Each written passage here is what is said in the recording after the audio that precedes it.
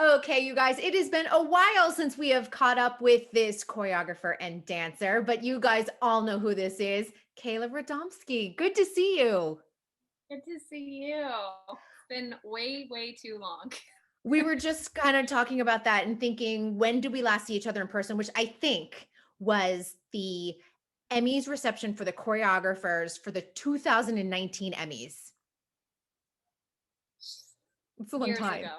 Yeah, it is. Well, it really is a lifetime ago because life has completely turned upside down since then. How have you weathered the pandemic so far? It's been an interesting ride. I think at first when we all thought it was going to be, a couple weeks, it was like, okay, this is like time to regroup and relax because we tend not to do that ever. And so it was nice. We were painting and playing games and this and that, and then it just kept getting longer and longer, and work wasn't happening, and we were like, okay, so all right, what kind of game you want to play today, what puzzle do you want to do today? Getting really creative. And then I feel really lucky because there were a few things I was able to work on that kept me kind of going and in the industry and stuff, but it's been hard for everyone. And I feel the craziness within being trapped at home and wanting to stay safe, but still wanting to continue moving forward and, in our lives and in our careers. And it's been a wild ride, that's for sure. It has. And I think for me, the hardest thing has been not being able to connect with people the way I like to. Zoom is great, but I cannot wait until I get back to in-person interviews and just have that energy in the room. Yeah, totally. It's a whole like we are living this very weird life right now where it's like I see you, but I don't really see you, and I can't grab you and squeeze you. And then even when I go to work, I'm like, oh, I can hi, like from a distance. Shield, So, mask, yeah, nose test, nose swab. every other day, it's crazy.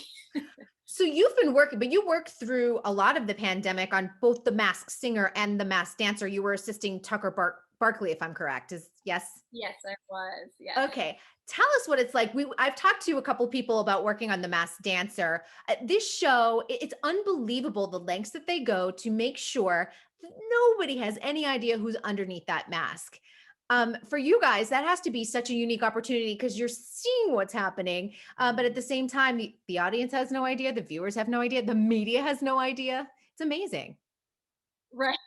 It's really like they do such a good job keeping it under wraps, and like even our dancers don't even know who's in these masks half the time. With Mass Dancer, there was one partner for each that was able to be in the room with them and know who they were, but other than that, the dancers have no idea, and they're playing the game right along with America, who's trying to figure out who it is. They're like, who am I dancing with right now?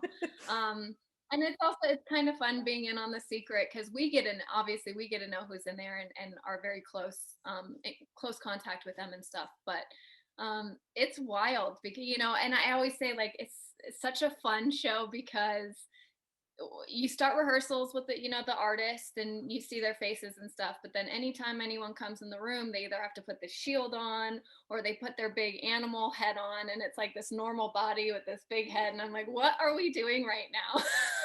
It's like this dystopian adventure or something like that. Yeah, there's Here's like what I want. this half exotic bird dancing around with just her head on, and yeah, it's great.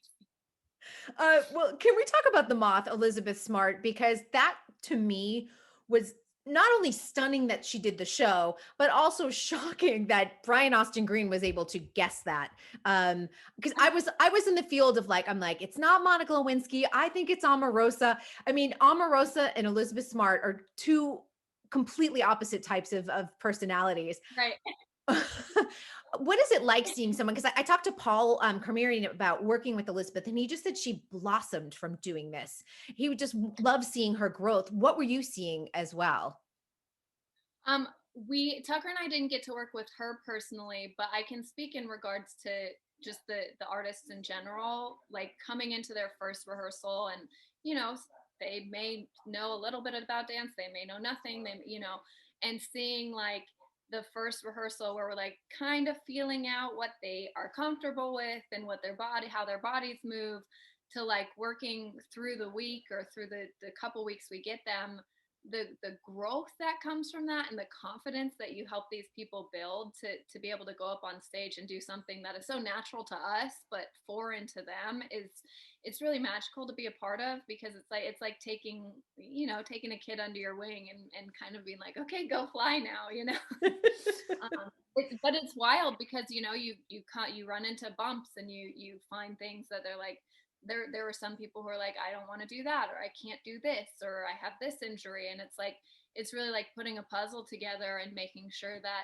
they feel comfortable, as well as network is happy, as well as Tiana and the creative team are happy. So it's, you know, you're trying to fine tune everything to make sure everyone feels really great about the product that we're putting out, because you know we want the show to be successful. I've got to imagine this makes me think because I just talked about this on social media the other day. One of the biggest things I felt like in 2020 was we all had to be adaptable, just with everything was happening with the pandemic. But I also imagine on both Masked Singer and Dancer, you have to be adaptable to the situation because you have so many different, forces and voices when it comes to. This is not just like so you think and you're like, okay, here's the choreography, let's do it. Yeah. Yeah. Yeah, you're answering to a lot of people. You know, it's your vision movement wise, but you're playing to a whole creative book that they're like, this is the theme, this is the story we want to tell. And then, you know, you put it on stage and network and directors and producers are watching and they're like, well, we really want this. And then you know, if you have to be comfortable enough to be like, okay, cool, I can make that happen. Give me 5 seconds, just, you know. We'll just do And this. yeah, and it's like I think it takes specific kinds of people who can really just, you know, be like, okay, and have, you can't attach your ego to it, because in the end it's a whole team that's creating this piece and this number, and you know, your ego should be on the back burner. It doesn't matter, because you just want it to look good and make sure everyone feels really great about it. Yeah, especially the person that's out there dancing with a mask on, and I know that that has is not easy. The peripheral vision is limited as well. No, they can bear, some of them see better than others, but there were times where like I can't see anything right now. like, or like, and then the lights will flash in their mask and you're like, where am I in space? What's happening? And you know, and we don't ever put their masks on because it's just for them, but it's like I can only imagine what they're feeling when they have this big thing on their head on top of this gorgeous costume that they're making, and then doing steps that they probably don't really know. And It puts a lot of pressure on for the masked dancer on their partner to make sure that their contestant is out in space and feels, has some awareness of where they are and where to find their partner. I mean, that's a little stressful, I got to be honest. yeah, kudos to our dance. We have the best team on that show. They're all so reliable, they're so willing and wanting to help and make people feel comfortable, and they've become such a family. It's just like they're so easy to work with and are willing to, you know, like I said, whatever needs to happen, they'll do it, and they'll make sure that you feel comfortable. So I'm so grateful for our dancers. It was nice to see a lot of So You Think alum working on the show as well. I know Teddy was there and Paul was there and Kiki was working behind the scenes and Valerie was his assistant. So it's great to see this Oh, group like there. consistently working. Honestly, it makes me happy, honestly, just to see it as a viewer. Yeah, it's so nice to see that we all have come from this, you know, this one show and have been able to continue doing what we love to do and continuing to be successful and sharing our gifts in various ways, and you know, being able to be there like side by side supporting each other, because you know, we'd watch Kiki's stuff and be like, how do you even come up with that? You're a genius, like, you know. And then he'd come over and be like, you guys, that was amazing. And so it's nice to have like, it's a little family, like I said, and to know we've all come from kind of the same place, or we've experienced the same show, and now we're in this experience, and it's like, holy cow, how'd we end up here? And Um, you wound up here together in a pandemic, which I think, another is a whole other experience because you've worked on Mass Singer without a pandemic, correct? yeah, So you've been able to see the difference, obviously, and how the production has had to really ramp up and keep everyone safe. I've got to imagine it's been like bizarro world, honestly, working on the show before and now. Yeah, it's really yeah, it's been really wild from like the getting tested every couple days. Our dancers get tested every day. We get tested every other day. Um, to I guess it makes sense. We're on a show about masks, so we're all in masks. We're all in shields. So I guess we're just trying to fit in with the characters now. And but they were so great about making you feel really safe. They stayed on top of COVID protocols. No one ever felt like they were in danger. And I think the hardest part is having to have masks on and not being able to truly read people. I feel I've found out that I'm a huge lip reader because now I have to like really listen to what people are saying. And then I'm like, I don't know what you said, I'm so sorry. um but it's been wild. It's like the especially as dancers, we're also physical and we're always like in each other's space, and to have like people watching to make sure we're not doing that is also a very interesting thing. Or like, hey, do you think we can have the dancers come this close to the artist? Is this okay? So it's like really figuring out this new kind of wave that we're riding to make sure we can continue doing this.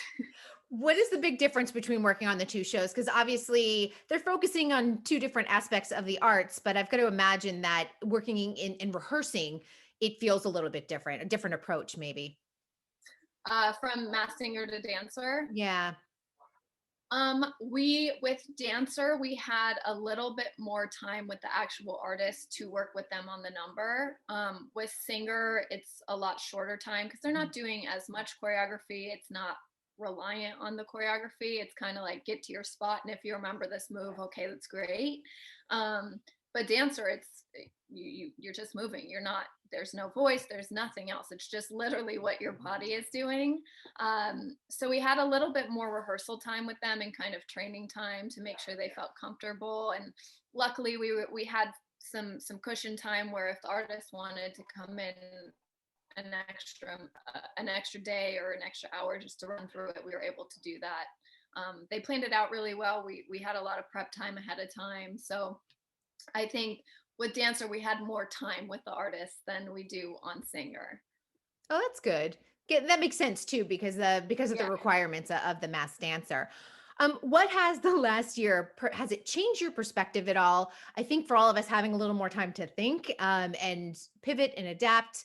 I think for all of us, maybe it's changed our mindset when it comes to this career. Has it for you? I mean, it's made me even more grateful for the opportunities that I've already had and the opportunities especially now that I get, because I know people who haven't been able to do anything in the pandemic, or have been, there haven't been as many opportunities for people. And it's like I really sat back and was like, holy cow, in this crazy time, somehow I've been so lucky to continue working and doing something that I love and being able to share that with the world still. But it really has made me step back and be like really appreciate these opportunities that you get, as small or as big as they are. They're few and far between, and you never know what's going to happen the next day to where you may not ever be able to do it again. So it's just really made me even more grateful than I already was. And I know you recently worked with Kat Burns on a pilot. I think the show's picked up though. Is that correct? I believe so. Okay.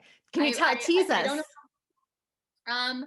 It's a Apple TV show, and it's gonna be freaking amazing. Even from the set design and the lights and the coloring, the way they were shooting everything, it looks like it's $1 million trillion. I don't know what the budget is, but it looked amazing. The actors that we got to work with on the episodes were so incredible and so willing, and like just so much fun. And then we got to bring in a big chunk of dancers who were also awesome and so much fun. And I don't know how much I can tease. I don't even know if I can speak on what it's called or anything, but it's going to be really great. And as soon as I know we can share it, I will let you know. But it's a show that has a lot of variety in it, scripted, and you don't want to miss it. The storyline and everything is really fun. It sounds like the perfect Kat Burns show because she always does things with a lot of color, a lot of humor. It's why she's a two-time Emmy winner for Crazy Ex-Girlfriend, and she did a great job with the morning show on Apple TV last season. So I'm Yeah. always looking forward to seeing what she does. She is one of my most favorite humans on the planet. She is just like her energy and the love that she has for what she does and the care that she puts into it. Not only the care she puts into her job, but the care she puts into the people that she's working with, be it dancers or actors. She really, really cares and wants you to feel good and feel excited and happy and have a good experience. And like everything she creates, I feel like is magic. She's one of my favorites that I feel like I could work for the rest of my life and be completely content. Since you've been assisting both Tucker and Kat, does this is this the next step, the next stage for you to be leading the choreography and future projects? How do you feel about that? I mean, I love being a part of the creative process. I feel like from when I was younger, when I first like met Brian and started assisting him, um, I kind of found this like place that I really love being the right hand to someone and being able to assist and create. And I've learned a lot. And I feel like if the opportunity comes, I would absolutely love to step in and kind of take some reins and some control. But just any kind of creative, whether I'm assisting or if I'm kind of running it, like when I choreographed a Fitum fashion show a few years ago, and I was like in complete control of it, and I was like, "Whoa, what is happening? It's a This is lot. amazing." Yep. Yeah, there's a lot of work that gets put into it, and I feel like I've had a lot of great mentors to guide me in that direction if opportunity does arrive. And I would love to be creating. I found a place where I feel like I'm really great working with people who are non-dancers, be it actors or singers. I feel like I've found a way to really get to know that person and understand like what works for them and making them feel really comfortable. And it feels really special when you see them be successful in what you're trying to help them do. So definitely something I would like to do in the future, as well as I'm still very focused on. I still love being at the top at on stage and on camera, and I'm still really focused on the acting as well, trying to really get into that world too. Well, being an actor, I've got to imagine that allows you, look at your puppy, so cute. Come on, you can come in. I was like, we love Zoom cameos. I Um, know. they're the best. But I'm saying, being an actor yourself, that you understand their language. So when you have to deliver a different language to them when it comes through movement, you're probably able to sort of bridge both worlds and bring them together. I'm sure that makes it a lot easier for them to understand what you're asking when it comes to dance. Yeah, I think it's really helpful to kind of understand the mind frame that an actor is in or a singer is in, because their main focus is not being the most incredible dancer there is. That's not what they're trained in, but they're playing a character or playing a role where it requires them to move. So it's connecting the story into the movement as opposed to connecting all the steps into the story. um, so it's fun, and it's fun. Like I always have loved within my dancing it being story driven. I never want to just dance like for no reason. I like being able to make people feel things, whether it's they're crying their eyes out or they want to jump out of their seat and shake their bodies with me. I've always been really story driven, so I think that's maybe where the two really connect with me. Yeah, and I did an interview now a few years ago with Vincent Patterson, and he always said to me, he said his favorite dancers were the ones who knew how to act, and he wanted all of his dancers to take acting classes because if you just, even if it's just a piece for movement's sake, you still should have some sort of connection and feeling to it, no matter what, and you can create your own story in your head to sort of propel that piece forward. So you'd probably be a favorite of his. Love to work with him sometime. Put it out there. I know, That's let's put that's out to the that's universe. that makes me think about Ty Stiorio recently set up this really small, it was me and two other girls, and then I think two girls on Zoom in New York, maybe. And he set up like a little master class with Anne Ranking before she passed. It was literally a couple weeks before she passed. And she taught us the trumpet solo from Sing Sing Sing. And listening to her speak about the tiniest details within the story of why, like when you throw your head back, what, when she was filming it, what she was feeling, what, the story was behind it, what the story in connection between the musicians and her dancing, or whoever was dancing and the musicians. It was just these so specific, thought out, story driven reasons to make this number come to life. And it was like I could have sat there and listened to her talk for 12 hours and not moved a muscle, because the stuff she had to share was so amazing. And then we danced for her, and she would like individually be like, okay, I really felt that, can next time you do this and that. And it was, like I said, it was a couple weeks right before she passed, so it was like a really, really special thing Tice included me, and I'm like forever grateful for that. What a gift, first of all. I mean, honestly, because you'll have that forever. And I've got to imagine her passing was probably so shocking because you had just been in a room, in a virtual Zoom room with her. Yeah. But I always think about that because we have lost Fosse, we've lost Gwen, we've lost Anne. These are sort of the gatekeepers, and I know that we have the Verdon Fosse legacy to sort of keep this going, but the movement starts to get a little bit watered down as each generation goes on. So be able to hear that from her. Hopefully, you'll get to pass that on to others too. From her, yeah, Fosse's like right hand. It was so wild. Like I remember I was driving home, I think I was talking to my boyfriend, and I was just like whole like word vomiting, like this was so amazing, and holy cow, you don't even know, like I've never heard someone explain performing a simple move like she did in that amount of detail. And it just like I can only imagine like what her rehearsals and things were like with Fosse, and they're creating like that. What a dream. I used to take her class way back in the day. She used to teach every Wednesday night at Broadway Dance Center when I lived in New York City. And Mhm. her classes were unbelievable. I mean, you really see the difference in some of that old school training that I think life just moves faster and, it's just a different, the dance community is a little bit different in its training approach sometimes. And I think like Yeah. when you have these master teachers like an Anne Ranking, it's a gift and like listen to every word and hopefully you're taking those words with you every time you jump into the studio because it's just it's just magical what they have to offer. Hmm. Yeah, it was a whole different world that they lived in, and I feel like it was, again, it was so story driven. That's why I love all those old movie musicals. It's like the epitome of everything I'd ever want to do. It's dancing, like really dancing, but also acting and telling a story and just like putting it all into this ball of like incredible creations that they made.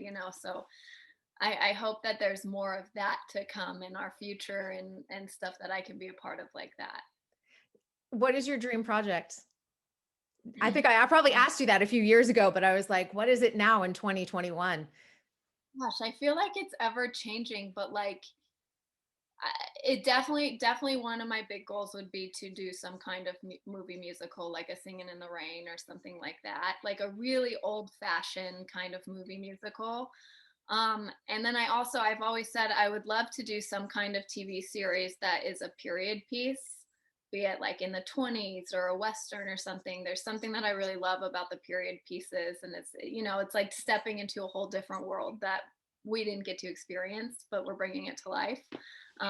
Like when I worked on Penny Dreadful with Tommy Tong, stepping into the 30s and being in that world and just seeing the different sets and all the cars and the costumes and the way that they acted back then. It just like to be able to jump into a period that I'm not from would be really fun to bring to life.